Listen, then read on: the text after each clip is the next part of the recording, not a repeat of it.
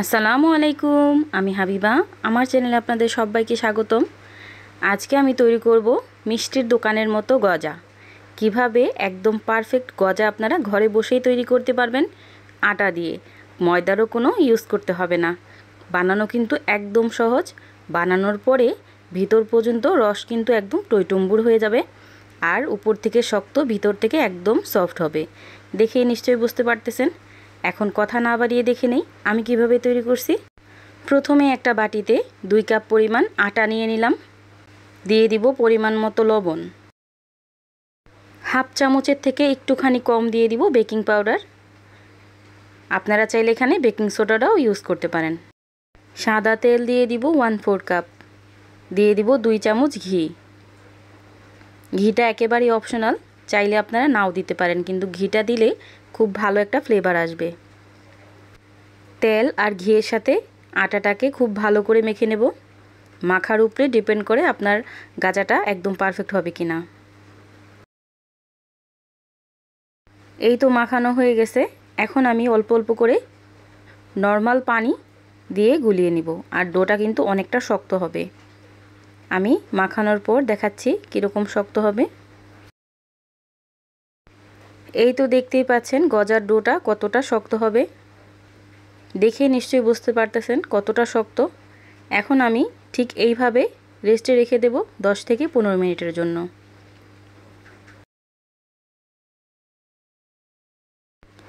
এই তো 10 মিনিট হয়ে গেছে। এখন হাত দিয়ে ভালো করে আবার একটু মেখে নেব। এখন আমি একটা বেলনির সাহায্যে খুব ভালো করে একটা গোল রুটি করে নেব। এই তো দেখতেই পাচ্ছেন রুটিটা আমি করে নিছি। আর একটা চাকুর সাহায্যে ঠিক এইভাবে কেটে দেব আমি। এখন কেটে ঠিক এইভাবে একটার উপর একটা দিয়ে এইভাবে চাপ দিয়ে আবার একটু বেলে নেব। এইভাবে যদি আপনি একটু বেলে লেয়ারগুলো করে নেন, তাহলে কিন্তু গজার ভিতরে খুব ভালোভাবে লেয়ারগুলো পড়বে। আর বলার কিছুই নাই, দেখেই নিশ্চয়ই বুঝতে পারতেছেন কিভাবে আমি করতেছি। এই প্রসেসটা কিন্তু করতেই হবে, তাহলে কিন্তু গাজার ভিতরে যে একটা লেয়ার ভাব পড়ে বা শিরাটা ঢুকে, ওইটা ঢুকবে। আর যদি এই লেয়ারগুলোই না থাকে তাহলে শিরাটা কিন্তু ঢুকবে না, একদম শক্ত হয়ে যাবে।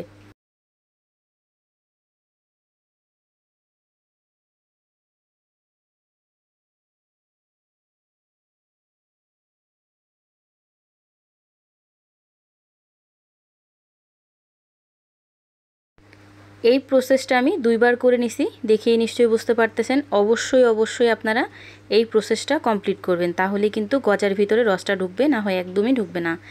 এখন আমি একটু মোটা টাইপের একটা রুটি করে নিলাম। এখন সাইড দিয়ে কেটে বাদ দিয়ে দিব।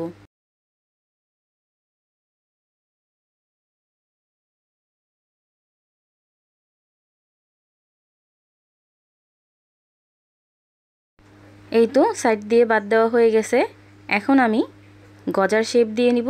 আপনারা চাইলে অনেক বড় বড় করে রাখতে পারেন। আমি ছোট ছোট করে যেভাবে দোকানে কিনতে পাওয়া যায় ঠিক ওই রকম করব। বাকি যে অবশিষ্ট আছে আমি ঠিক একইভাবে রুটি করে কেটে নিছি। আর এই তো দেখতেই পাচ্ছেন কতটা মোটা করছি। 1/2 ইঞ্চি পরিমাণ মোটা রাখছি, দেখিয়ে নিশ্চয়ই বুঝতে পারতেছেন। আর এখনই কিন্তু লেয়ারগুলো খুব ভালোভাবে দেখা যাইতেছে, একটু খেয়াল করলেই দেখতে পারবেন। এখন আমি একটা ফ্রাই প্যানে তেল দিয়ে দিছি। তেলটা কিন্তু একদম ঠান্ডার মতো গরম, মানে হালকা যখন কুসুম গরম হয়েছে তেলটা, ওই পর্যায়ে আমি সবগুলো দিয়ে দিব। আর একদম লো হিটে কিন্তু শুরু থেকে শেষ পর্যন্ত ভেজে নেবেন, কোনোভাবেই হাই হিটে চুলাটা রাখতে যাবেন না।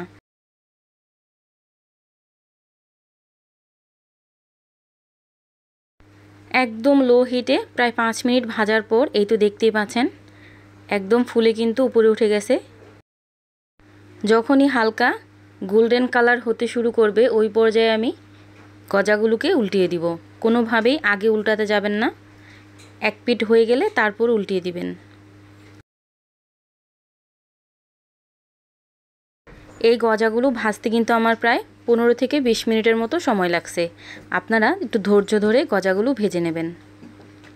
আর এই তো ভাজা হয়ে গেছে, এখন আমি উঠিয়ে নিব।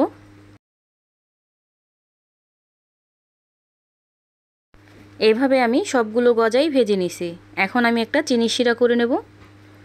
প্রথমে একটা ফ্রাই প্যানে দিয়ে দিলাম 1 কাপ পরিমাণ চিনি। আর দিয়ে দিব কিছুটা গুড়। আপনারা চাইলে সম্পূর্ণটাই চিনি দিয়ে করতে পারেন, কিন্তু আমি একটুখানি গুড় এখানে ব্যবহার করলাম।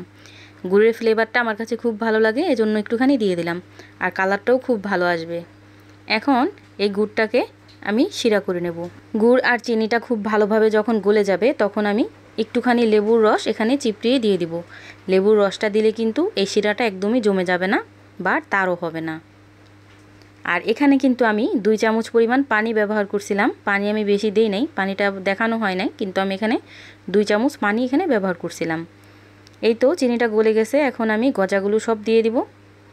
আর গজাগুলো দিয়ে আমি কিছুক্ষণ রান্না করে নেব, প্রায় 2 থেকে 3 মিনিট পর্যন্ত।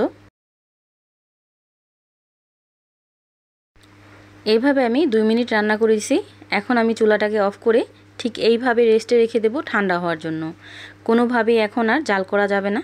2 থেকে 3 মিনিটই রান্না করলে যথেষ্ট। এখন ঠিক এইভাবে ঢাকনা দিয়ে ঢেকে রেখে দেব। ঠান্ডা হওয়ার পর আমি পরিবেশন করব। আর কিছুক্ষণ রেস্টে রাখলে কিন্তু শিরাটা খুব ভালোভাবে ভিতরে প্রবেশ করবে। আমি প্রায় 1 থেকে 1.5 ঘন্টা ঠিক এইভাবে শিরার ভিতরে রেখে দিছিলাম। সম্পূর্ণ যখন শিরাটা ঠান্ডা হয়ে গেছে, ভালোভাবে যখন শিরাটা গজার ভিতর প্রবেশ করছে, ওই পর্যায়ে আমি সবগুলো গজাই উঠিয়ে নিলাম। আর এই তো দেখতেই পাচ্ছেন কতটা শিরা ছিল আর কতটা শিরা হয়েছে। গজাগুলো আমি প্লেটে উঠিয়ে নিছি। একটা ভেঙে দেখাই, ভিতর পর্যন্ত রস কীরকমভাবে ঢুকে গেছে। আর উপর দিয়ে একটু শক্ত, ভিতর দিয়ে একদম সফট। খেতেও কিন্তু অসাধারণ হয়। একদমই যারা রান্নায় নতুন তারাও কিন্তু এই গজাটা খুব সহজে তৈরি করে নিতে পারবেন। আমার এই ভিডিওটা যদি আপনাদের কাছে একটু হলেও ভালো লাগে তাহলে অবশ্যই আমার চ্যানেলটা সাবস্ক্রাইব করে দিবেন। আর যদি অলরেডি সাবস্ক্রাইব করে থাকেন তাহলে অসংখ্য ধন্যবাদ। সবাই ভালো থাকবেন, সুস্থ থাকবেন। আল্লাহ হাফেজ।